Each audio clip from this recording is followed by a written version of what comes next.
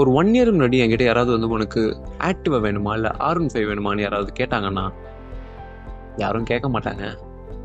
நான் கண்ணை மூடிட்டு எனக்கு R15 தானே வேணும்னு நான் சொல்லியிருப்பேன். ஆனால் அதே கொஷினை என்கிட்ட இன்னைக்கு யாராவது வந்து கேட்டாங்கன்னா எனக்கு ஆக்டிவாக தான் வேணும்னு சொல்லியிருப்பேன்.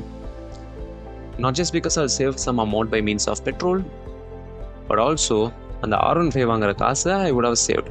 அதை வச்சு நான் என்னோட ஹெல்த்தோ இல்லை என்னோட கரியரோ இல்லை வாட் எவர் நீட்ஃபுல் எனக்கு அட் த டைம் எனக்கு யூஸ் ஆகுதோ நான் யூஸ் பண்ணியிருப்பேன். இந்த 1 இயரில் எனக்கு வாண்ட்டுக்கும் நீடுக்கும் இருக்கிற டிஃப்ரென்ஸ் என்னன்னு புரிய வந்துச்சு. சிம்பிளாக சொல்கிறேன் பாருங்களேன். எனக்கு ஹோண்டா ஆக்டிவா தேவை, ஆனால் எனக்கு R15 வேணும். ஸோ